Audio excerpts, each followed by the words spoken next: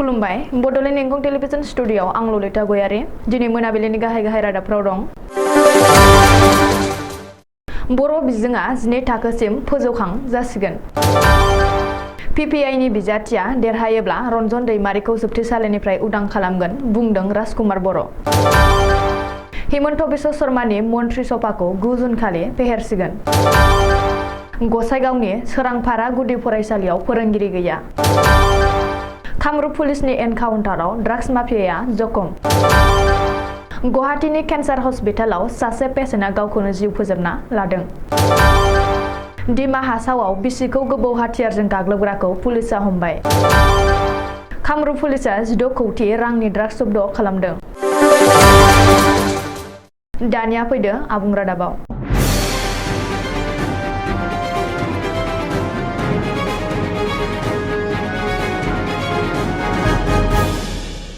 बर' बिजोंनि फरायसालिफोरनि थाखाय मोजां खौरां।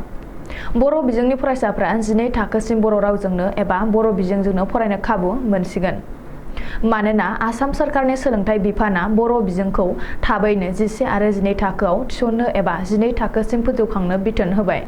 आसाम सरकारनि गोजौ सोलोंथाइ बिफाननि सेक्रेटारि SN चौधुरीया मैया 2 जुन खालि बृहस्पतिबारखालि आसाम हायार सेकेन्डारि एडुकेसन काउन्सिलनि गांसे लाइजाम लिरहरनानै थाबैनो बर' बिजोंखौ 11 आरो 12 थाखोआव थिसननो आरो 10 थाखोनिफ्राय 12 थाखोसिम जौगाखांहोनो थाखाय बिथोन हरदों।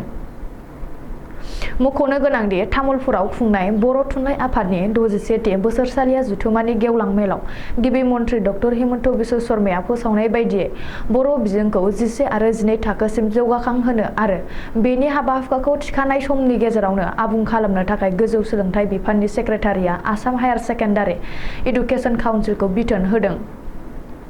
बेखौबो मख'नो गोनांगोन दि बर' बिजोंखौ थाबैनो 11 आरो 12 थाखोसिम जौगाखांहोगोन होननानै तामुलपुराव खुंनाय बर' थुनलाइ आफादनि 61थि बोसोरसालिया जथुम्मायाव गिबि मन्त्रि डक्टर हिमन्त बिश्व शर्माया फोसावदोंमोन। गिबि मन्थ्रिया फोसावनाय बादि आरो आसामनि गोजौ सोलोंथाइ बिफाना बिथोन होनाय बायदियै बर' बिजोङा थाबैनो 11 थाखोसिम फोजौखांजायोब्ला बर' बिजोंनि फरायसाफोरनि थाखाय जोबोर बानजायनाय जागोन। मानोना गुबुन रावनिख्रुइ गावनि आंगो बिमानि रावजोंनो जों बांसिन बुजिसिननानै गुन गोनां सोलोंथाइ लानो हायो। NDB नि गायसनगिरि रन्जन दैमारिया जोबथेसालिनिफ्राय उदां जासिगोन। 22 नं कक्लाबारि बियाबनि उफेरा बिसायख'थियाव इन्टारनेशनेल भटार पार्टिनि बिजाथिया देरहायोब्लानो रन्जन दैमारिया जोबथेसालिनिफ्राय उदां जागोन। बे रादायखौ होदों बाक्सा जिल्ला PPI नि गाहाय नेहाथारि राजकुमार बर'आ। मख'नो गोनांदि कक्लाबारि उफेरा बिसायख'थियाव PPI नि बिजाथिया देरहायोब्ला रन्जन दैमारिखौ जोबथेसालिनिफ्राय उदां खालामगोन होनना राजकुमार बर'आ खौरांगिरिजों मोगा-मोगियाव बुंदों। बेल' नङा, फैगौ 2025 नि बिसायख'थियाव PPI आ दोलोनिफ्राय रन्जन दैमारिखौ सिफ खालामगोन होननानैबो रादाय होदों। बबेखानि रन्जन दैमारिया सिफ जागोनखौ गिनानै BPF आरो UPPL मोन्नैबो दोलोआ रन्जन दैमारिखौ जोबथेसालिनिफ्राय उदां खालामाखै होननानैबो राजकुमार बर'आ दाबि खालामदों आरो रन्जन दैमारिखौ जोबथेसालिनिफ्राय उदां खालामनो थाखाय फैगौ 8 जुन खालि उफेरा बिसायख'थिया गेस सिलिन्डारनि सावगारियाव भट होनानै PPI नि बिजाथिखौ देरहाहोनो खावलायदों।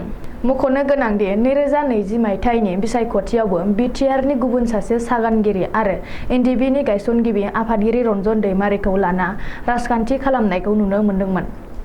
नाथाय कक्लाबारि बियाबनि उफेरा बिसायख'थियाव बियो गोख्रोंसिन महर लादों। PPI आ रन्जन दैमारिखौ जौसिन आथालाव दोनना राजखान्थि खालामनायखौ नुनो मोन्दों।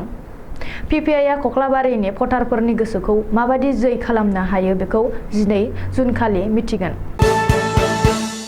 माखासे MLA फोरनि मन्त्रि जानाय सिमांआ थाबैनो जाफुंसिगोन।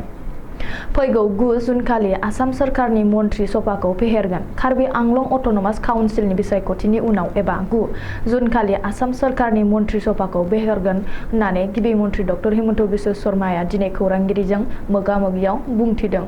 मख'नो गोनांदि आसाम सरकारनि मन्त्रि सभा फेहेरनायाव हाजारि ओनसोलनिफ्राय सासे मन्त्रि थिसनगोन होननानै कार्बि आंलं अट'नमास काउन्सिल बिसायख'थिनि गोख्रों फोसावदिंनाय सोलिफुनाय समावनो गिबि मन्थ्रिया फोसावदों।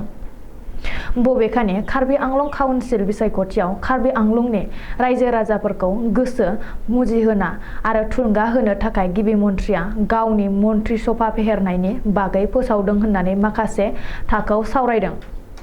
मख'नो गोनांदि मित्रजोट सरकारा आबुं बोसोरसे जायागौमानि मन्त्रि सभा फेहेरा होननानै गिबि मन्त्रि डक्टर हेमन्त बिश्व शर्माया फोसावदोंमोन। नाथाय बोसोरसे बारलांनायनि उनावबो दिनैसिम फेहेराखै। बेखौ नोजोर होना मित्रजोटनि माखासे एमएलएफ्रा सिमां सुजुनानै दं आरो बे सिमाङा थाबैनो जाफुंसिगोन। बेखौबो मख'नो नांगोन दि हेमन्त बिश्व शर्मानि मन्त्रि सभा फेहेरनायाव इउपिपिएल दोलोनिफ्राय सासे मन्त्रि होगोन होनना गिबि मन्त्रि आरो बिग ब्रादार बिजेपिआ सिगाङाव फोसावदों।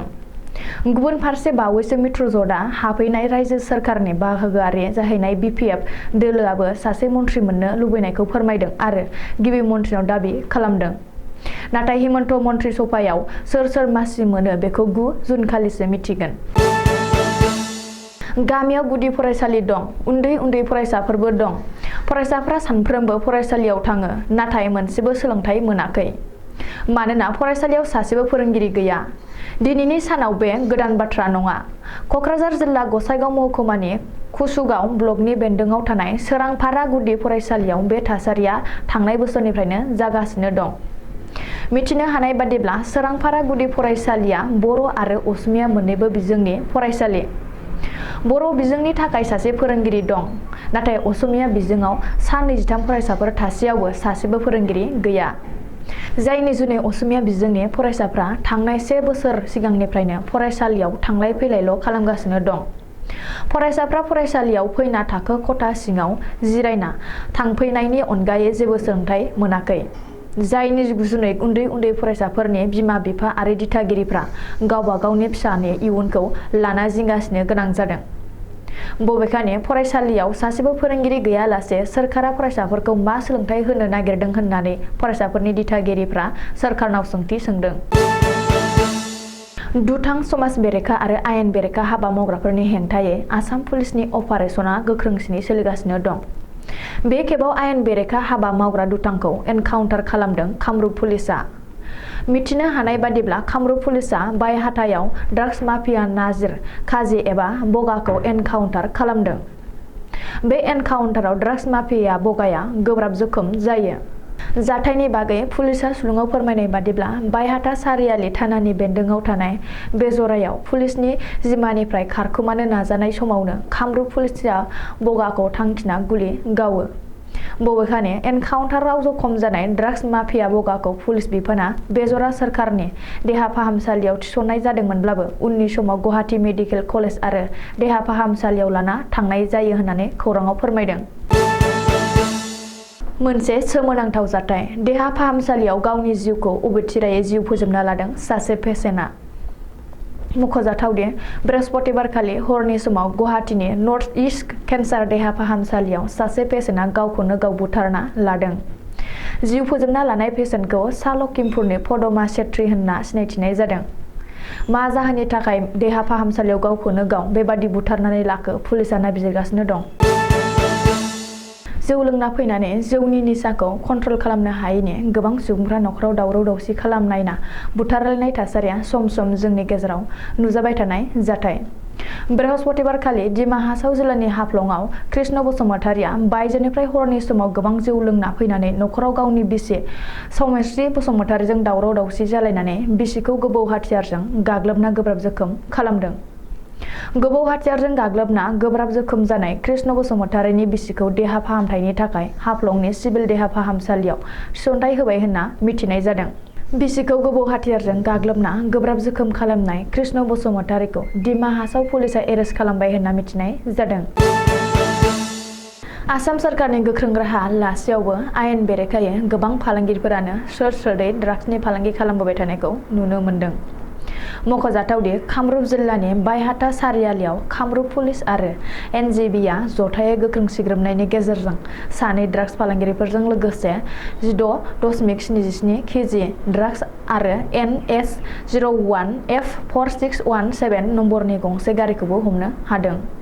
कामरुप पुलिस आरो एनजिबिआ जथायै हमनाय ड्राग्सनि बेसेनखौ 16 कौटि रांनि होननानैबो पुलिसनि सुलुङाव फोरमायदों। दिनैनि रादाबा एसेनोसै। गोजोन्थों।